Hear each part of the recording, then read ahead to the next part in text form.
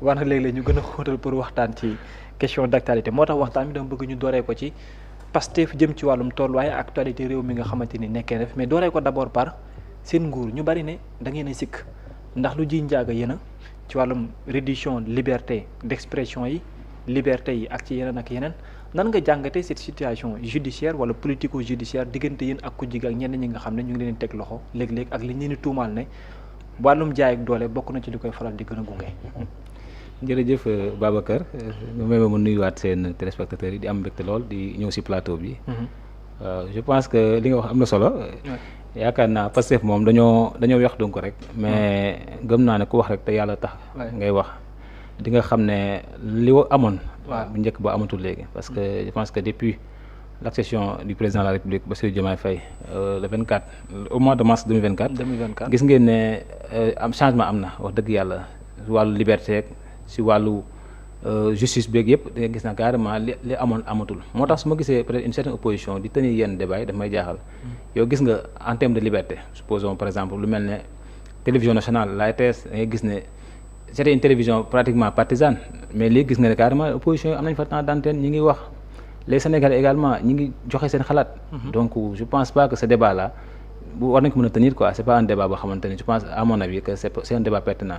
parce que il y a une certaine opposition nag bon boo xamante ne peut-être dañoo manqué élégance et la plupart de mauvaise foi moo tax dañuy tenir ce genre de propos. mais les libertés d'expression je pense que depuis que le président de la République est là dafa renforcer wu jusqu'à telle sorte que sax gars yi wax ne y a trop laissé aller mais malgré cela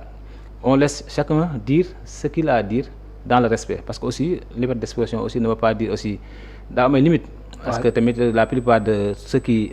nous accusent de cela dañuy dugg ci détails yoo xamante ne dëgg yàlla. c'est des détails yoo xamante ne ni en fait yoon nangu ko donc yaakaar naa Sénégal dëkk la boo xamante ne ku ne ma nga wax sa xalaat dans le respect de l'autre et je pense que depuis ñu nekk fii les 18 mois qu'on a fait ici on a fait que renforcer tout ce qui est droit et liberté mais également ci wàllu justice voilà l'indépendance de la justice est avérée donc ñun bu ñu nekkoon ci chasse aux sorcières wala loo xamante ne dañuy nekk ci fayantoo kon yaakaar naa dina demee neendu nii donc je pense que c'est un débat boo xamante ne nii ça ne mérite même pas le lieu d'être posé c'est pas un débat boo xamante ne à mon avis c'est pertinent. alors est-ce que loolu collaboré na ak le fait que des policiers wala gendarmes def irruption dans des maisons de presse voire même dans les studios pour couper direct émission boo xam ne dafa nekk di daw en cours d'où on interpelle catégoriquement le ministre de l'Intérieur jàpp ne lu ji njaaga mooma ci jàpp taskatu xibaar en 2025 au niveau national. waaw xam nga en fait des fois aussi la presse dañuy engagé ci combat yoo xam ne seen combat parce que pour revenir sur dossier spécial bi nga wax c'est un dossier boo xamante ne ça concerne bon un journaliste un patron de presse mais c'est un homme d'affaires parce que il a été cité dans des affaires yoo xamante ne ni waa CENTIF ñoo ko révélé justice woo ko mu daw waaw et il avait même dit que dafay ñëwaat pour leeral mais depuis loolu kenn gisu ko am mandat d'arrêt international bu tegu ci kawam je trouve aussi que la presse doit être intelligente waruñ nangu ñuy utiliser pour des combats yoo xamante ni c'est tout sauf des combats de liberté de presse moo tax également aussi on est dans un état de droit boo amee nit koo xam ne dafa nekk dans un mandat d'arrêt international justice woo ko bu amee lu muy wax yaakaar naa justice la ko war a waxal bu amee ay preuves yu mu indi justice la ko indil mais warul utiliser des médias yoo xamante ne état bi dafa ni subvention di leen jàppale pour faire une propagande boo xamante ne c'est pas une propagande boo xamante ne c'est sérieuse donc je pense que le ministère de l'Intérieur ni mu doxalee c'est en toute responsabilité la doxalee pour que ay émissions yoo xamante ne c'est des émissions yoo xamante ne ça contribue jaxase xelu Sénégalais mais également aussi face de fausses informations et je pense que la presse doit refuser de jouer ce rôle-là une certaine presse du moins. est-ce que nekkul tam lu ëpp aussi est-ce que nekkul lu excessif trop dans la mesure où il y a une loi qui est là code de la presse mu ngi fi. mais mënuñ lim ne am na fu mu mën a génnee ne. interviewer maanaam un fugitif c'est interdit par la loi. pourquoi alors interdire à des journalistes d'interviewer koo xamante ni loolu ci loi waxul la. xam nga tëbuñu rek daal di ñëw arrêté signal parce que je pense qu'il y a des organes yoo xam ne état da ko teg pour mu réguler le secteur de l'audiovisuel. tout à fait parce que en matière d'audiovisuel tout n'est pas écrit parce que là y a la CNRA qui est là des fois ñoom seen bon jugement la ñuy xool. ndax lii day jàll wala lii mënta jàll. je pense que tëbuñu rek dañ coupé signal aay nañ leen neen carrément il faut pas interviewer cet homme là parce que état da ko soxla wuyul mu défier état publiquement donc loolu je pense que c'est tout à fait normal maintenant boo gisee aussi état ne lii aay naa ko parce que nga gis la lendemain tu vois des organes nekk dans la provocation pour également ne li état aay dama koy def par force je trouve que c'est comment dire, c'est quelque chose boo xamante ne défier état la. L'État aussi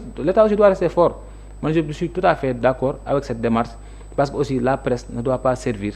pour des combats yoo xamante ne c'est tout sauf des combats pour les libertés d'expression parce que Madiambal bi nga xamante ne moom la concerné. li tax ñi koy wër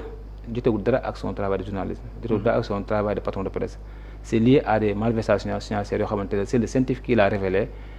ñu woo ko pour déglu ko si mu war a indi ay leeral mais il a préféré prendre la pour d'escampette. Je pense que c'est une position qui n'est pas du tout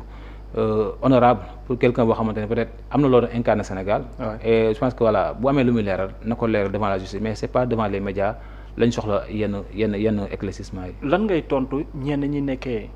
wala ñi nekk des sociétés ay société civile waa société civile. ñenn ñi également ci ku jigi jàpp ne Pastef la woon wonewul da ngeen wax ne wàllum loi droits et libertés. lu ngeen a taxaw lay doon mais bi ngeen ñëwee au pouvoir da ngeen ko gën a salfaañe. je pense que loolu c'est une appréciation personnelle mais kuy wax rek te yàlla tax dëgg yàlla wax war nga xam ne liberté de presse liberté d'expression dañ ko renforcer